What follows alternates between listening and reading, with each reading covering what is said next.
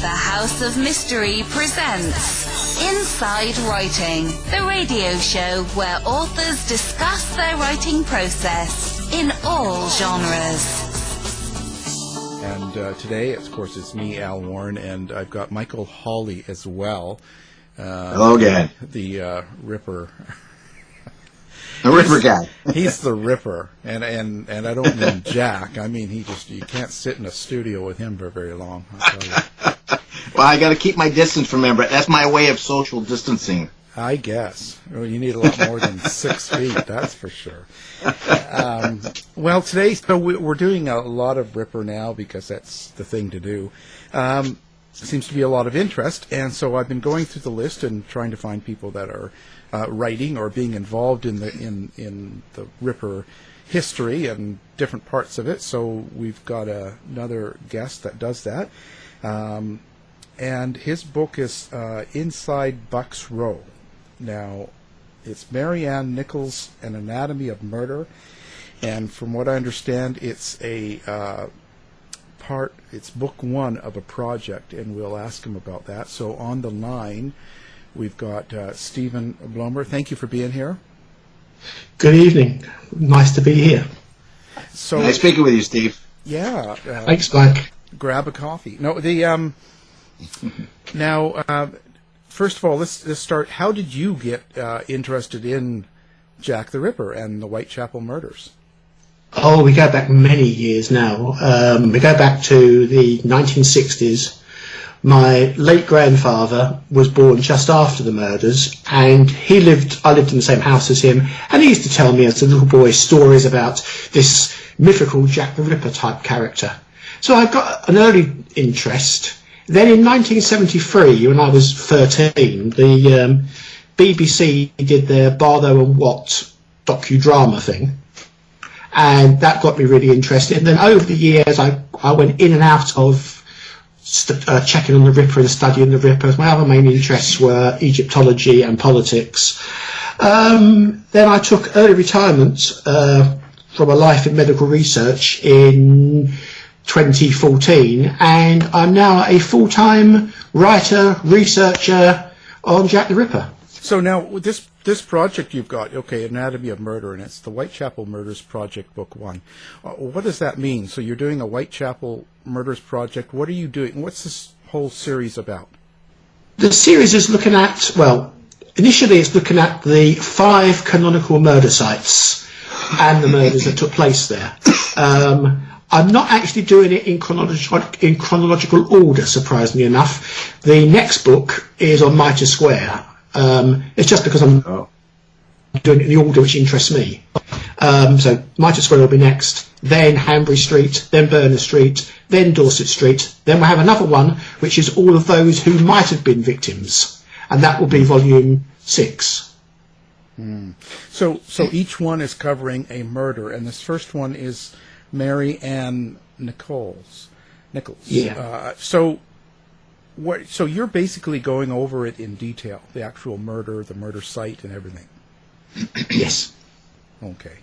Well, one of the things I like about this is, and I'm glad that Steve, you're here to talk about this, because when we look at all the ripperology in all aspects, there is a lot of misinformation that gets passed on, and then almost becomes fact. And then so it's great to have somebody get into the research and the detail about each specific one. So, and in this case, there's a couple things with Polly Nichols that we had the same thing. So it's exciting. Good. So let's start in with this. And maybe explain who was Mary Ann Nichols, and how did she end up being one of the victims? Mary Ann Nichols was a lower middle class at one stage, perhaps upper working class is more accurate, woman, had a real problem with alcohol from an early age, had a marriage that went wrong, the husband left her, she then drifted into casual prostitution on and off. It was more to do with the alcohol, the fact she couldn't hold down a job. She did get a job in 1888, but it didn't last long because she absconded from the house in Wandsworth with some clothing and other possessions from the family. She ended up drifting to Whitechapel, where she stayed for around 3 or 4 weeks, from what we can tell, before she unfortunately one night went out and met the Whitechapel murderer. And she had 5 children too, right? Yes. Maybe describe, because listeners that don't understand, what was London like at the time of the murders, and what was this Whitechapel area like? Maybe give us a description. At the time, London was, without doubt, the centre of the world. It was the largest city in the world. It had a massive population compared to other cities in the world. You had divided into the West End, which was the upper class area, places like Chelsea, Knightsbridge, Marble Arch, Buckingham Palace around that way. Then you had the city itself. The City of London is a very small, peculiar bit. It's a mile square, and it's the centre of the finance industry in Britain. And then to the east of that, bordering on it, touching it, is what's called the East End. This was much more run-down, slums, 80,000 people living in a very small area, very high immigrant population at the time, which hasn't changed, just different immigrants now in that area. Now it's Bangladeshis. Back in the 1880s, it was mainly Jewish immigrants from the pogroms in Europe. In some streets, the population was 95% Jewish. There weren't jobs going. People did what they could when they could. Many women, it appears, turned to what we would call casual prostitution rather than work as a prostitute. They did what they had to do to survive, basically. Many people were living in doss houses. They rented a bed or a space out at night. If they didn't have the money for that, they were out on the streets. Simple as that. So what happened then with Mary Ann Nichols? If she was she living that way particularly? She was at the end. She spent a lot of her life. She originally got married fairly young. She lived south of the river at that stage in what were the new Peabody estates. These were up-and-coming estates meant for poorer people, but much better conditions than they'd been used to. They weren't slums. Unfortunately, a relationship with her husband broke down, possibly because he was having an affair with another lady in the area, also possibly because of her drinking as well at the same time. She then drifted, basically, spent a lot of time in and out of the local workhouses, Lambeth Workhouse and various others, but many months in those, in and out. She was then apparently involved in some trouble in Trafalgar Square around the time of what was referred to as Bloody Sunday in late 1887, when troops were called out for a demonstration. She was a woman who could take care of herself. As I said earlier, in early 88, the workhouse found employment for her in the Wandsworth area as a housemaid, but she absconded with property from the house. Almost certainly because of her drinking habit, ended up in the East End, drifted between 1 or 2 separate doss houses. On the night of her death, she had spent her money, which she needed for her bed, several times. She was last seen by another lady who may well have been a casual prostitute as well, we're not sure.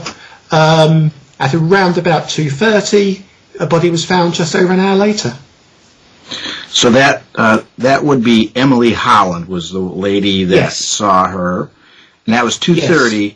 And then 2:30, yes. So yeah, I like how you said that 2:30-ish, and then we have let's see, I'd say 3:15 is when we have one patrol constable walking Bucks Road, did not see anything. Yes. And then soon after that was when we have 2 people seeing her body. Could you go through a little bit? Yes. PC John Neil was a member of J Division of the Metropolitan Police. Bucks Road was on his beat. He went through at approximately 15:15. 3 in the morning, he saw nothing. Sometime between 3:30 and 3:45, 2 carmen, that's delivery guys, walking from the east to the west, going down Bucks Row, came across the body of Mary Ann Nichols lying outside of a yard. They basically looked at her, were concerned, went off to find another police officer, found one, but in between times John Neil had come back round and found her body before the other police officer arrived at the scene. Okay. And then I think that Dr. Llewellyn was there soon, real fast. They got a hold of him real fast to check out the body. Yes, I mean, if we assume that basically the body's found approximately about 3:40, 3:45 by the police.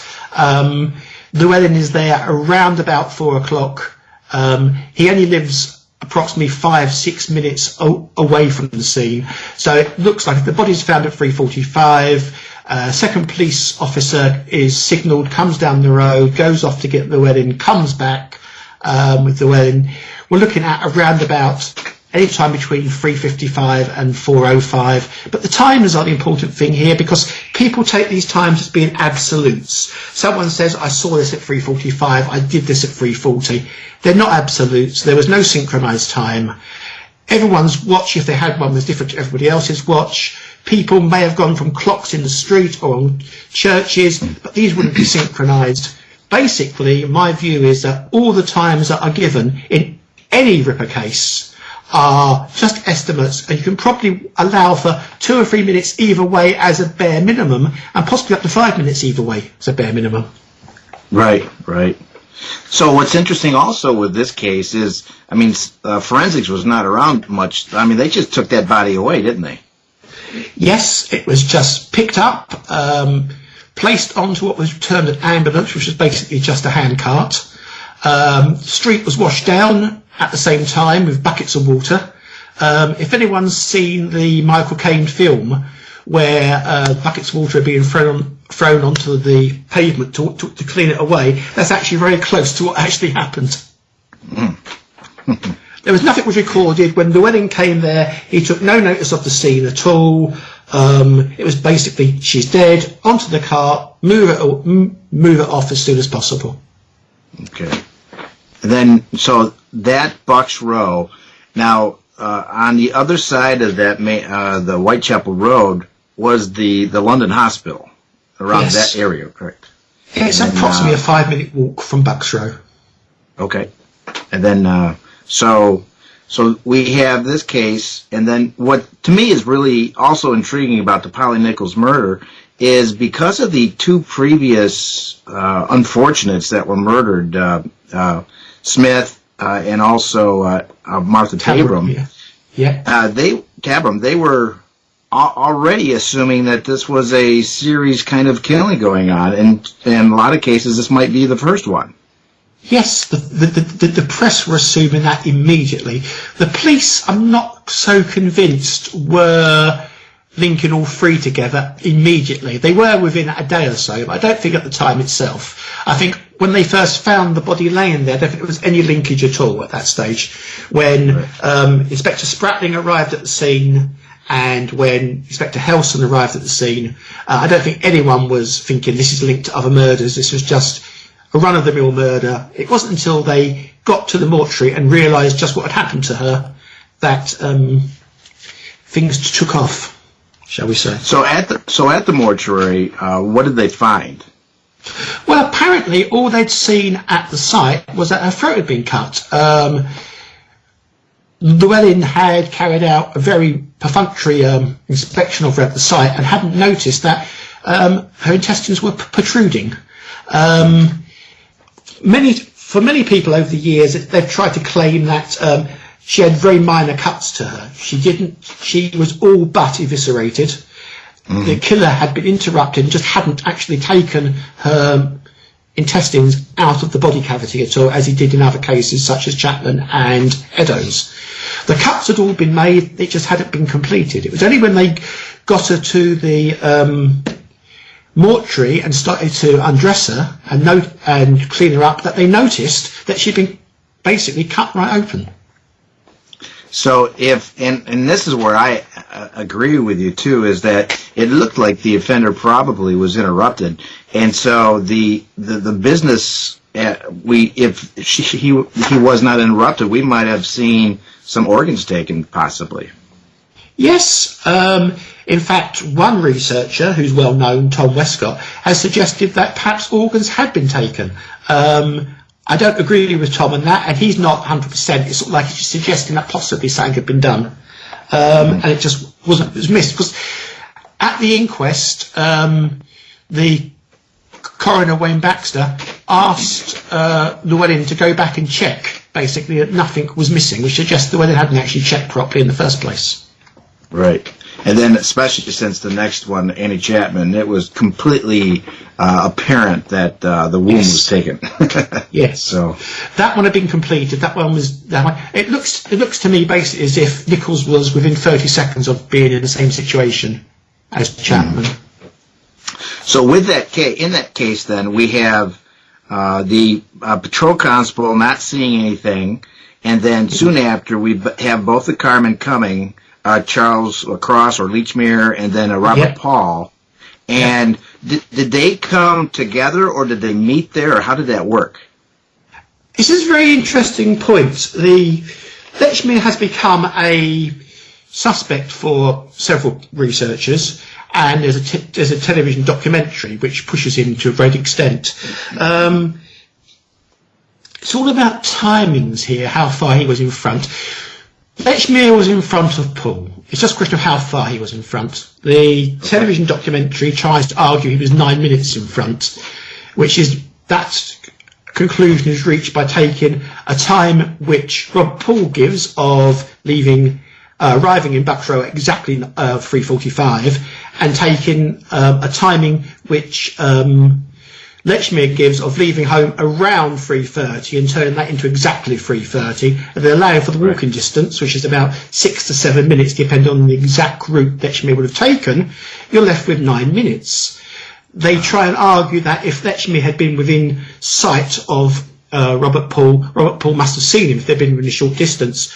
But if one actually looks at the distances on a map and checks them, Lechmere could have been passing the bottom of Robert Paul's street in Foster Street, 45 yards ahead of him, and not been seen until he's only 30 or 40 yards away from the body, in fact. It all depends on what speeds they're walking at and the exact position they are. But unfortunately, there are researchers who try and push that Lechmere is there much sooner before, when in reality, he's probably only 30 or 40 seconds in front of Robert Paul, at the most. Right. I always curious too, and I think in the case of with the Scotland Yard or just the detectives, local detectives there, to me, because they didn't have DNA or didn't have fingerprinting or whatever, one of the things that they would really focus upon are eyewitness accounts, those that are around. So I think they would have looked at Lechmere and Robert Paul quite closely, and it probably, to me, would have discounted them quite in that case too. Well, we do know that unfortunately, the police records are non-existent on whether they were interviewed or not. But we do know from a later report in the Lloyd's Weekly Press that Robert Paul was interviewed at some length by the police. He says they came, took him from his home to the police station. He was interviewed at some length. I think it's inconceivable that the same didn't happen to Lechmere. Unfortunately, the proponents of Lechmere argue because there's no record that he was interviewed, then we can't say he was interviewed. So you're saying absent of evidence is evidence for absence, which is BS. Yes, basically yes. That's the argument which they use all the time, unfortunately. Gotcha. I see. So, and then the connection with Polly Nichols definitely came. Scotland Yard took him seriously after a week later when Annie Chapman's murder was very similar. Yes, and the fact that it's quite possible that Lechmere would have walked past Chapman's the site of Chapman's murder on his way to work. We can't be sure about this. What we do know is that he walked past there with Robert Paul on the morning of Nichols' murder, but that's because he was walking with Robert Paul. He may have taken a different route if he hadn't been walking with Robert Paul. At that stage, I'm sure the police would have really checked at that stage. Right. I think it's inconceivable that you've got this man who you know's walked that direction, another murder takes place and you don't check him out. I think it's completely inconceivable that happens. Right. So then after this one, you said you're not going to go to, you're going to go to Catherine Eddowes' murder? Is your next? Yes, Mitre Square. That's a much larger book, unfortunately. Oh, yeah. A lot more work. It's not going to be out until November next year. The Bucks Row book, though it's an e-book, it's the equivalent of 575 pages at present. The Mitre Square book, we're looking at over 1,000. Well, I can see why, because there's so much detail with that. And there's so little, actually, with Polly Nichols, with even eyewitness accounts, and but we see more. I have a question is, why did the format you chose, the e-book, what kind of advantages or disadvantages were you just to choose that? Main advantage is that you can link in outside information much easier. In a traditional book, you look at references and you go to the back. You see a footnote, you go to the back, and then you've got to go and try and find it. With an e-book, you click on the reference, it takes you to either to an internal part where the reference is given. I include many pages of witness statements in the appendices of Inside Bucks Row. Or it takes you to external sites, takes you to specialist history sites or Wikipedia sites if it's something which is not too contentious, or it just takes you all over the place. We link into Facebook.org, JTR forums, we link into Richard Jones's sites, we link into many sites, quite honestly, and it makes it far easier for someone just to check and see what's going on. There's also another problem which I'm sure a lot of us have found, and that's issues of copyright on maps. When you do it as an e-book, and as long as you link directly to the site, there's no copyright issue. So I have over 100 sketch maps which I've done myself in the book, but for period maps, I've got a whole appendices, a whole chapter, which links to something like 70 or 80 separate offline maps. Some are the Gold maps, some are held in the British Library, some are held at libraries in the United States. But it's all linked in, so it gives the reader a far fuller picture, and it's aimed at researchers to an extent. I started off writing this from a research point of view as an aid for researchers, and it's grown from that. But it's much easier if you're researching something to cut and paste than to have to sit down and transcribe. Right. The disadvantages, the major disadvantage is that a lot of people don't like ebooks. And a lot of people still want a physical print book. Now, I am working on converting this across, but it's not a straightforward conversion, obviously, because a lot of what is in the ebook won't work and is irrelevant in a physical book. So that's quite a long process of rewriting it. Right.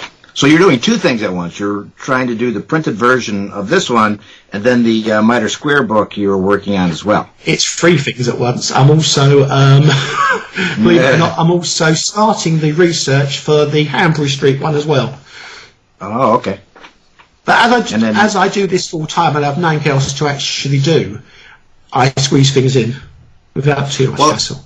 Something interesting, which is a lot of researchers talk about, is that they try to show temporally we have an increase in the amount of violence, which is not always the case, because if Polly Nichols was interrupted, then that would have started right at that moment.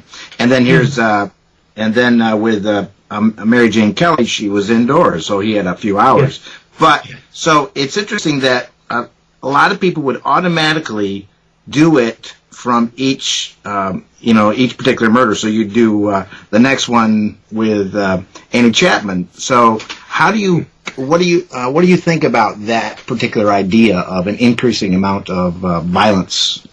I think there is an increase in the amount of violence. The only one where there's not is the Elizabeth Stride one, and that, again, I think most people accept that if there is a Ripper murder, and that's not 100% certain, I think, but if it is, then he's interrupted. The killer is interrupted.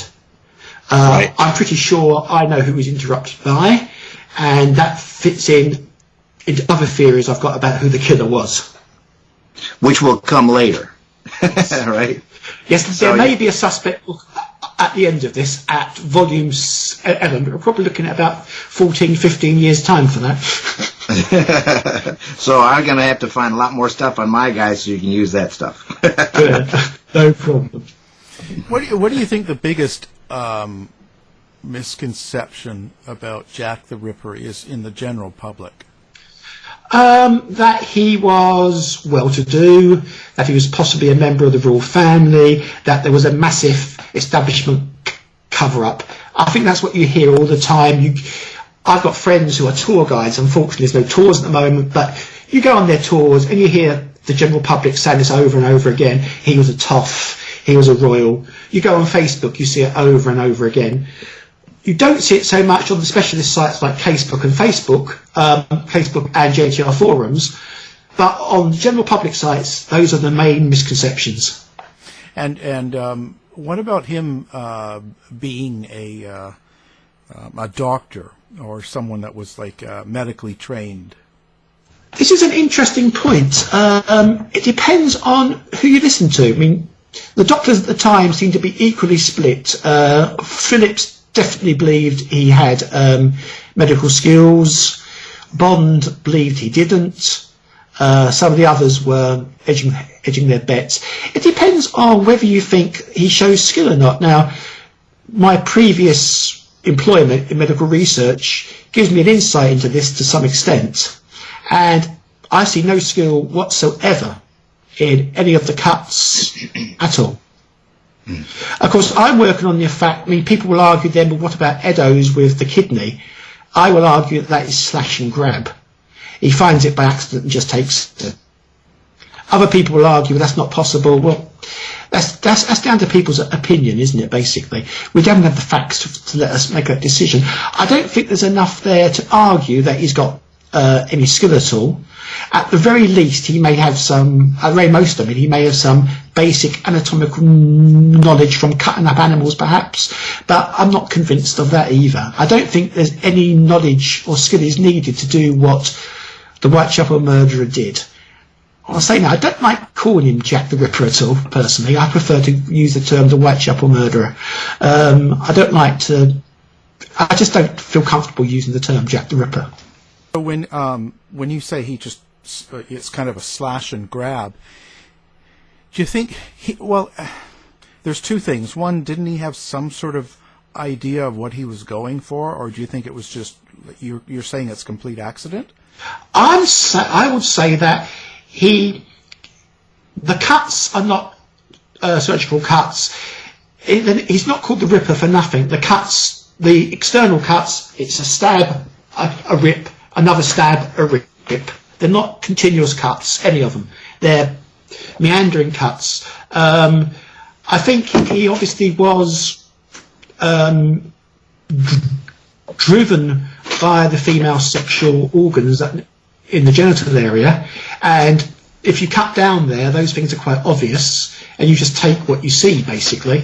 If he was the same person who attacked Emma Smith, well, Emma Smith looks like she had something inserted into her. The Whitechapel murderer could have done the same to his other victims, in which to locate what he thought was, privates of women's parts, basically. I don't think he was actually searching for anything intentionally. I see no evidence that he's searching for anything intentionally. We have comments from, don't we, have a comment in the Lancet that organs removed with one sweep of the knife, but they actually weren't. So much was exaggerated, and people get these ideas. A good one is the Lusk kidney. How many times have we all heard that there was 2 inches that the renal artery is 3 inches long. There was 2 inches and 1 bit, 2 inches left in the body and 1 inch left on the kidney. In fact, it's pretty clear from Dr. Openshaw and from Dr. Brown that there were no attachments on the kidney. It had been trimmed up. Yet this was made public by Major Smith of the City Police, and has been repeated time after time after time as fact, and it's just not. It's pure invention. There were also, you know, they said at the same time that it was a woman's kidney of 45 years of age. You couldn't tell that, and it's interesting that the very next day, the Dr. Openshaw and the hospital released a press release discrediting what the press had said the day before they'd actually said. But that's not made public, that's not given out in any of the books or any of the sites. People just hear this, oh, it's a woman's kidney at the right age, blah, blah, blah. Well, that kidney came with a letter. Yes. What's your opinion on all of the letters involved with this? I wouldn't say they're all fake, because that would be... I'd never say anything's 100%, but I'd say 99.999 of them are fake. There's always remote possibility that a letter somewhere was written by the killer, but I'm not sure of it, and if I had to put some money on it, I'd say none at all, personally. Okay. But I hate going 100% with anything. I hope you understand what I mean. Oh, yeah, for sure. I always do the same thing. Speaking of letters or writings, on Goulston Street, when I don't know if we're going to get too far. I don't want you to kind of reveal anything in your next book. But no, it's okay. What do you think? How about that? What's your opinions on the Goulston Street discovery? This is another one of those where I think it's split 50-50, isn't it? Or perhaps 60-40 as to whether or not the writing is linked to the murders and linked to the April or not. I go through spells where I've been very strongly, it's got no link at all. Now I'm slightly more that there may be a possible link, but it's not clear, and it's not clear what it meant, and we're not even sure the exact wording because different officers took it down differently. We're not even sure the exact location where it was. It varies. I mean, we're given a vague description where it was, and there's even some debate about the size of the letters. Should that be interpreted as 3/4 of an inch, or should it be interpreted as 3 to 4 inches? So all these things that are unclear. My personal view at the moment is that they're probably not linked, but I wouldn't be surprised if they are, and I'm open to an argument that they are linked. Okay. It's interesting about that. So what's happened is in Mitre Square, after Catherine Eddowes was murdered, a piece of her, apron was found, bloody apron was found at Goulston Street, and right above that or near that was this writing, and so that's what we're kind of talking about. And I think there's some question is, let's say the possibility that the offender was a Polish Jew or something like this. This was in a Jewish kind of background, right? And that the writing was kind of hinted at that. Yes, I mean, some people would say that. I've heard it said that if the killer wrote that, then in fact, why is he pointing the finger at his own community if he was a Polish Jew? My view is he's gloating, perhaps.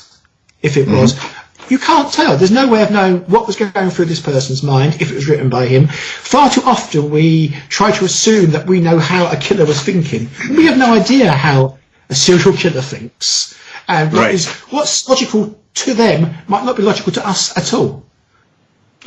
The thing that, you're right. I go in waves on is it connected or not. At the moment, I'm not, because if you just eviscerated someone and you're running away so you don't get caught, I'm not sure if I'd stop and write something on chalk on something. No, I don't think I would. But again, we don't know.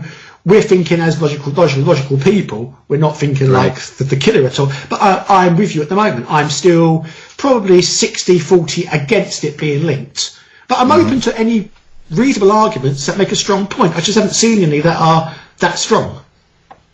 There's one is Tracy Ianson is she's kind of championing Levy, Jacob Levy, as the offender, and one of the witnesses was a supposed first cousin, Levy. Yes.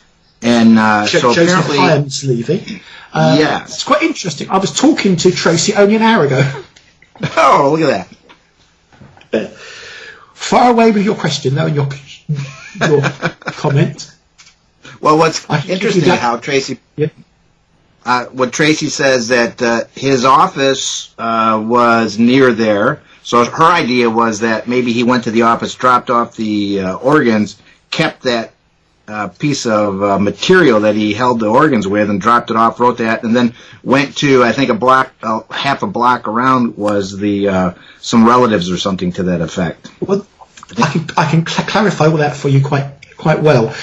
Okay. The cousin was definitely a first cousin. That's been proven.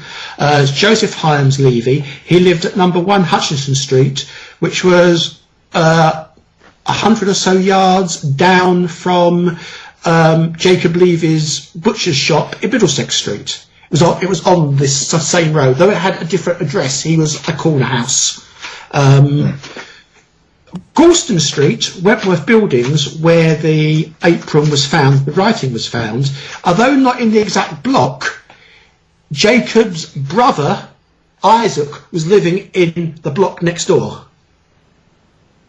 Ah. Yes. Gotcha. So there's lots of links there, and there's, you could stretch it. I mean, I'm a great believer in the Anderson suspect, whoever that was, be that Kosminski or somebody else. You could the Polish Jew theory. Yes, you could push it that Jacob Levy is Anderson's suspect. It's pushing it Tracy far, but that's right. it. Well, one of the things that I think Tracy talks about is that when, especially with the Anderson suspect, when the idea, I think Swanson and Anderson talked about going to the what is it, that home that the Jewish witness refused to eyewitness. But I thought that Swanson said Kosminski, specifically Kosminski. He does say Kosminski specifically, and I was talking to Tracy about that earlier on, because that's the stumbling block for Levy being an Anderson suspect. Of course, one thing we discovered it a long time ago, is that Joseph Hyam Levy, the cousin, was friends with a Martin Kosminski, who was a furrier. Now, we know Martin Kosminski doesn't fit what is said about Kosminski, but he may have had brothers who did. And in Adam Wood's recent book on Swanson, he sort of discusses that and looks at that possibility. Not in great detail, but it's mentioned. Okay. So there's a possibility that they're all interconnected in some weird way.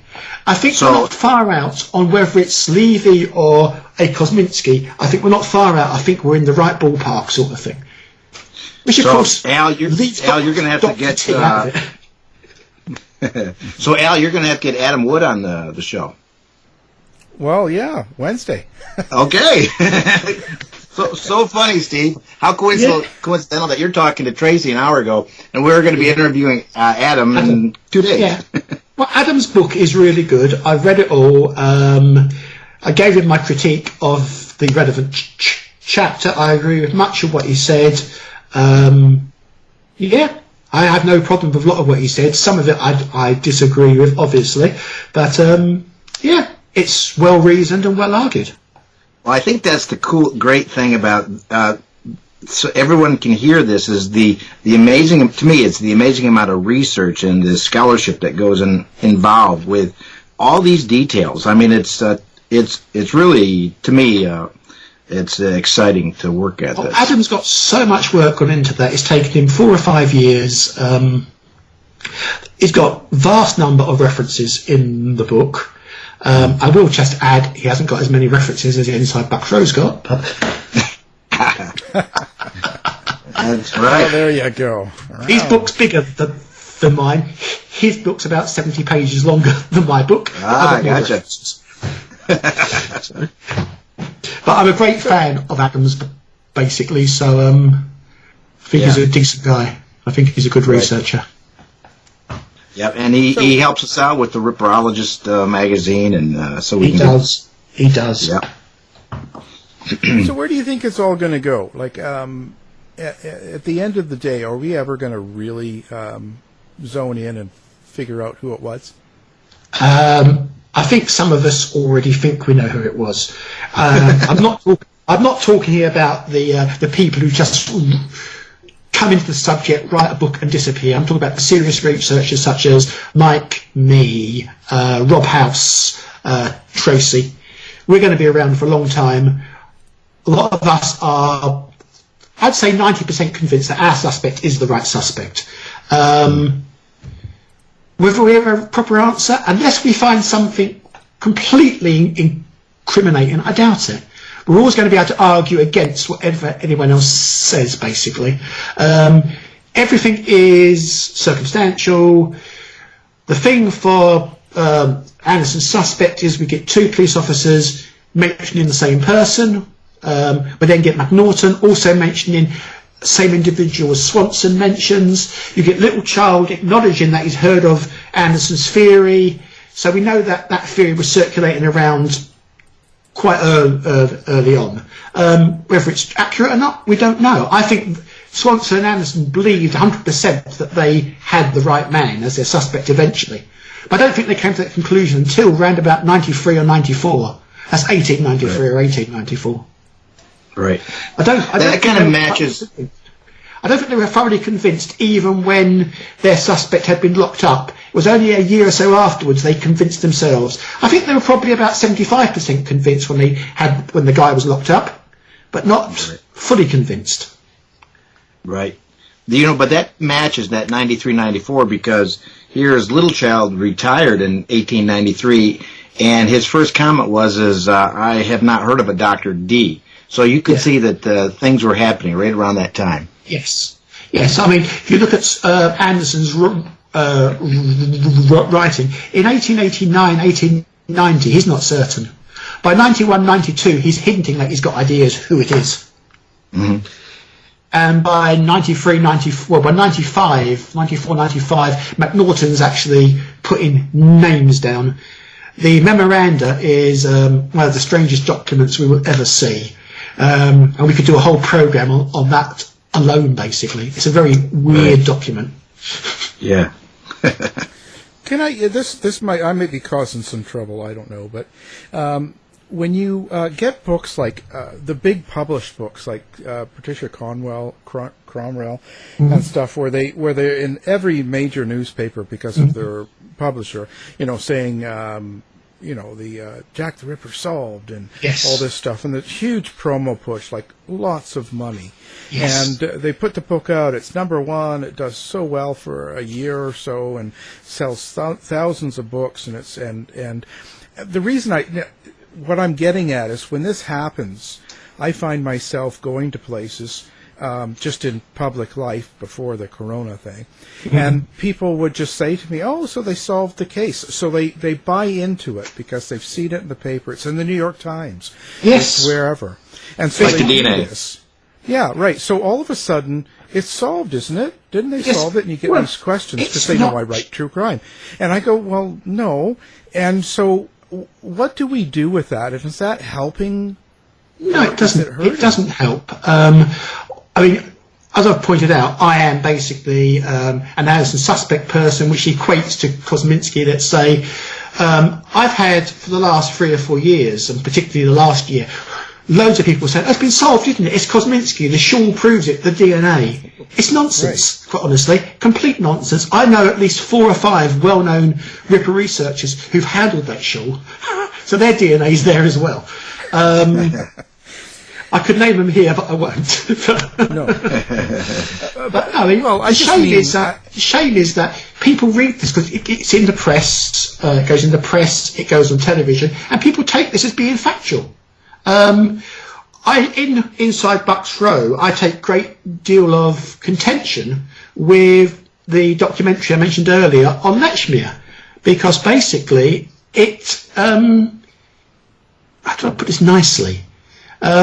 It doesn't always give an accurate picture of what happened. For instance, it actually portrays Robert Paul walking up to Lechmere, and Lechmere is bending over the body, kneeling over the body of Mary Ann Nichols. That just didn't happen. It's not my view. That's what Robert Paul says himself.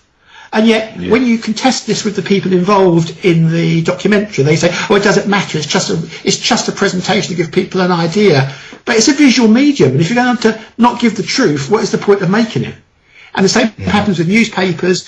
In Britain, it's the Daily Mail, a lot of the time, publishes stories about Jack the Ripper. It's probably been sold with 5 different people in the last year, according to the Daily Mail. It's as simple as that. They don't help the case. They make research. They don't actually affect us serious researchers, other than if we're on Facebook, etc., some of us will spend hours rebutting some of these silly theories because we feel that we have to, because we feel the general public should have a genuine view of what's going on, not the hype produced by big publishers or newspapers or television. Right. Yeah, because I just noticed, I don't know what's going on in the UK, but in Canada, where I am now, and the US, we're getting inundated with all these crime shows, like all these production companies are making them because of the big love for it. And you see this stuff, all these shows that, the Zodiac's my grandfather, the Zodiac's my uncle, and you get tons of them because they just want to get anything true crime on. Doesn't matter if they don't have. And so I'm getting that with Jack the Ripper too, not as much as Zodiac lately, but I see a lot of these shows and they're just really not very good. No, well, the number of people who have been on in the last 18 months on Facebook and some of the other sites talking about H. Holmes. That's the classic show, isn't it? His great-great-grandson believes it's him, and there's no evidence at all in, how many programmes was it, 4 or 5? There's no evidence at all in any episode. None at all, other than, I think my grandfather was the killer. And that's it. Yeah. I know, and I've had him on the show, and I've talked to him, and he really, really believes this. Like, it's not. I know he believes it, but he's got nothing to back it up with. It's just a belief. Yeah, that's the problem. This is the problem between. There are people in Britain who've got connections to possible suspects, and again, they believe that their great ancestor may have been the Ripper. I personally don't understand why you want to actually do that, but some people do. Right. Well, there's a real in public right now. I mean, with whole social media aspect to life, there's a real need to be popular, I guess, or famous, and they're licking toilets to get on. Yes. With the virus going around, they'll do whatever they have to get so many likes, and so it's kind of like that, and I kind of feel sorry for some of them, but I just don't know how. Real researchers like both of you guys and other people that do not have millions of dollars to throw at TV and commercials and newspapers, I don't know how that's going to get through to the general public. That's all. It's probably not. I mean, Mike's actually luckier in that he's publishing proper books. He's got a publisher who publishes them for him. That helps to a degree with publicity. I'm at the other end of the scale. I'm self-published. I'm not looking for mass sales to the general public. I'm looking purely to. I do it A because I want to do it because I enjoy it, and B to try and educate people who are seriously into it. Basically, so it doesn't really affect me as such. One of the things I was thinking, Al, too, is that my old. My background is there's peer review with the physical sciences and paleontology, and so what I am trying to push for is this peer review with Paul Begg doing reviews and the ripperologist, and you actually, Al, you're interviewing people like Steve and Adam and also Paul to get the word out to show. But I also think us researchers, we're always dialoguing with each other, ripping each other apart sometimes, and then. But I think it's all healthy. And then in a strange way, it's kind of nice to have the interest out there that keeps us going. So, but you're right. It's like it can get really nasty, or just really fake news. Yes.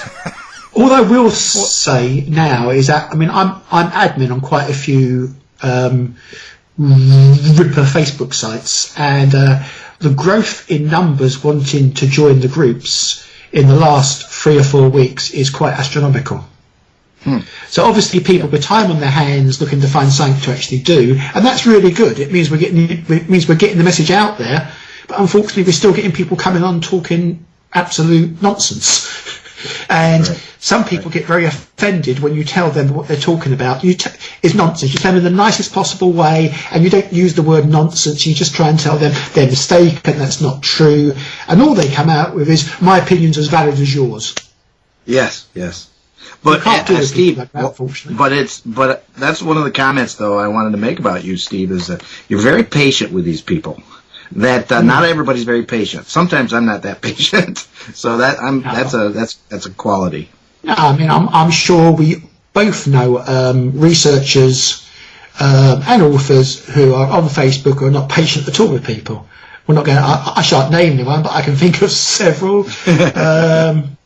Based in the UK who are not patient with people, and I understand why they're not patient with people.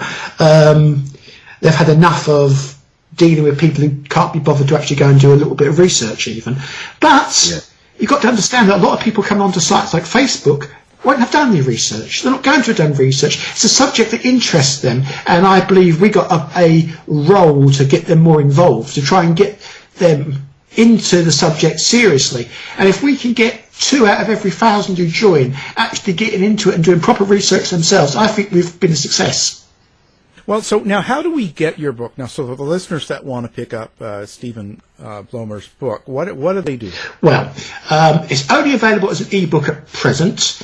It's not on Kindle or anything because they take too big a share of the amount. You get it directly from me. Now, you can go on to Facebook and look for a page just called Inside Bucks Row.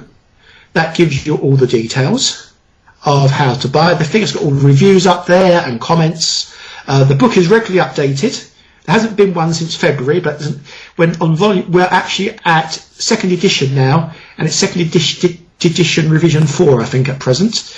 It's been updated quite a few times since it was released in July last year, and it's substantially larger than when it was first released. There's a whole new chapter now on the lost public houses around Bucks Row. But if you don't want to go onto the page, the Facebook page, you can pay for it by PayPal, and the address is www.paypal.me/Bucks Row, all one word, lowercase. You get options of either getting a smaller resolution file, which basically is all everyone needs. If you want the larger resolution file, you're going to be looking at it on a 25-inch screen sort of thing, or a 30-inch screen. At the moment, because of the virus, and because I know people are at home and people are short of money, I've reduced the price to £4.99. You get constant updates for life. You pay for it once, and any updates that are done, you get emailed a copy of the book. Basically, if you make a PayPal payment, you normally get the book within 25 minutes of me receiving notification of the payment. Fantastic. Now, we're going to have that on our website as well, so listeners can just do one click or just find it that way. I say, if they want to go and have a look at the actual page, there's a web page, there's a Facebook page dedicated to the book, and it's just Inside Bucks Row. It's an open page. Anyone can go and look at it. Anyone can make any comments on there that they like. It's got all the details about how to buy the thing, about the updates. It's got reviews on there. It's quite handy. Great. Fantastic. Again, our guest has been Stephen Blomer, and the book is Inside Bucks Row, Mary Ann Nichols, and an Anatomy of Murder. Thank you for being on the show. Thank you. To find out more about our show, guests, or to listen to past shows from our archive, please go to www.houseofmysteryradio.com. Show's over for now. Was it as good for you as it was for me? Well, good night. This has been a production of Something Weird Media. I'll be back.